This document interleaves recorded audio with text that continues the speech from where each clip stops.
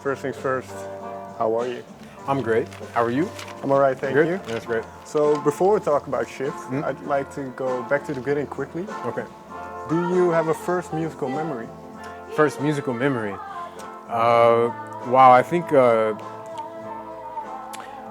my earliest memory, honestly, I don't know how it got to this point, but I was just making mixtapes from LPs. So like 33s and 45s, I would, make the mixtape and kind of just spend a lot of time in my house doing that because my parents had a lot of vinyl LPs just like all around the floor, just stacks, So yeah, that was really one of my first conscious musical experiences.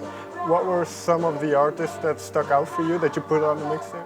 Oh wow! I mean, in this time, it was anyone that would have been around. And considering I'm a child of the '80s, I was checking out Hall and Oates, Stevie Wonder, The Temptations, OJ's. I'm getting a lot of Motown because my parents. I'm getting like the music that was like of their youth and not too far, back. So it was still not that old in 1980.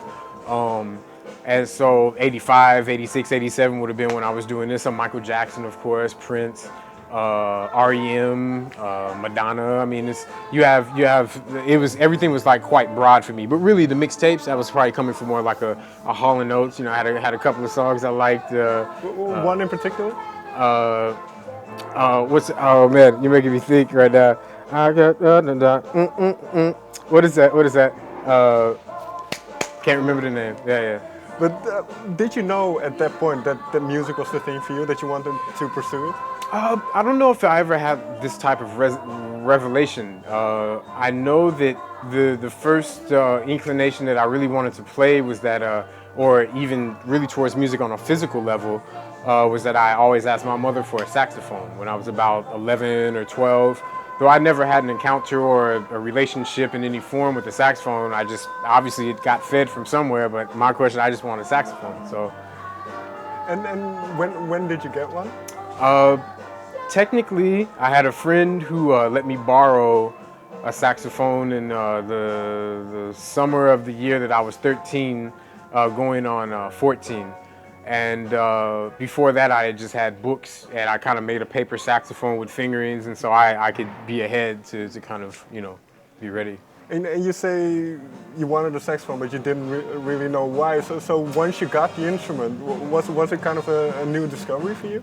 Yeah, it was already new, but it's interesting because I feel like kind of in the way that we grow up as human beings, we have all these different stages where in moments we can't really explain like why we just had to go here and do this. We just did, and it was a part of our development. And for me, I feel like the saxophone is really kind of like genetically a part of my being. It was something that I was going to have to find because that's what it was. It was so far beyond music because it was just this relationship. And after this, I found all the realization of my previous musical interest and my current and future and whatnot. And were you immediately proficient at it? I was proficient pretty fast, only because I practice a lot. So I think really this was a situation where this is like a 365 days a year kind of situation. Like I literally never put down my saxophone. And also I went to schools that were performing arts schools, so it allowed me to kind of focus on the saxophone during school and get credit. Then I would take it home and practice it. And then at a point start to have gigs after all that. So I was playing a lot.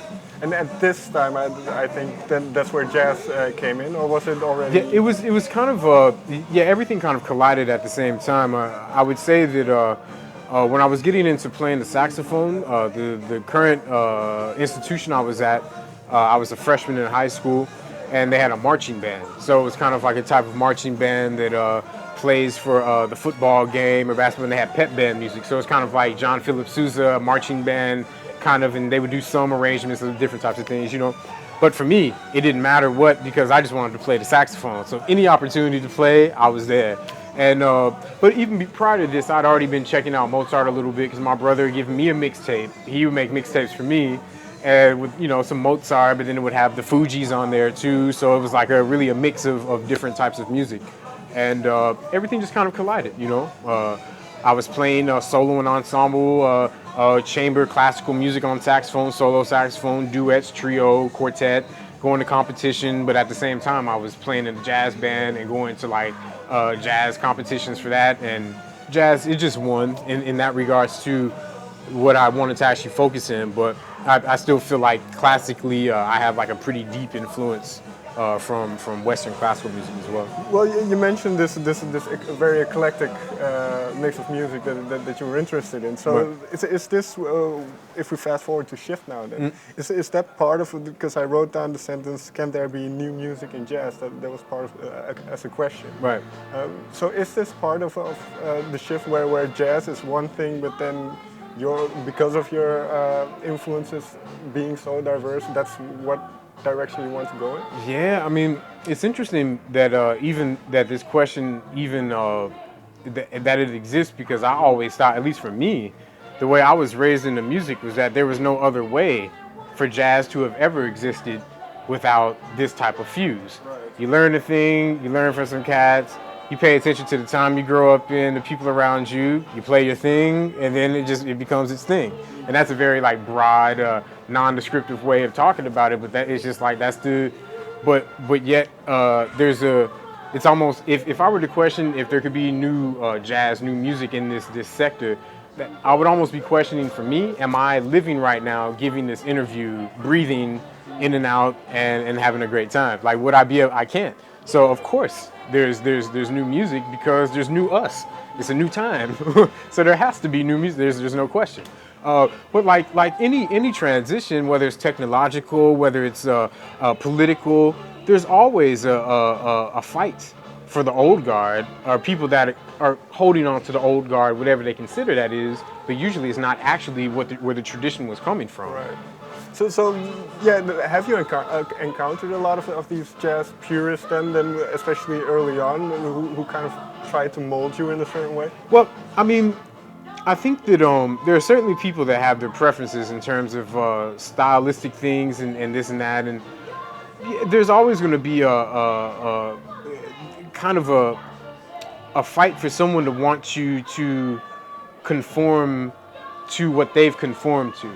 Whenever conformists view someone on the outside, that always is going to create a bit of animosity and bullying, just simply because they haven't been able to take that leap to be able to understand, because they allowed themselves to say here because it's safe, and maybe not. You know, it's such a complex thing. But sure, you know, people are out there. You know, to have our lovers, we have to have our haters. So you know, it's great. We need them all.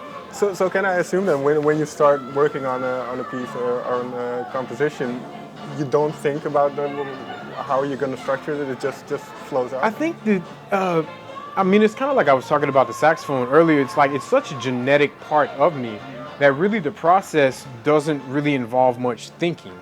It's, if you love your puppy, if you love your lady, your grandmother, your grandfather, you love them. You don't have to think, oh, should I go pick this flower and give it to my... No, you're just going to pick the flower. We know in the moment that we move. And so I think that since we're always moving, I have inspiration now to want to write, though there's no piano or saxophone or manuscript paper here. It always lives. That's just more or less a moment when I'm able to sit down and actually contemplate further with various means and tools to be able to kind of get the expression out.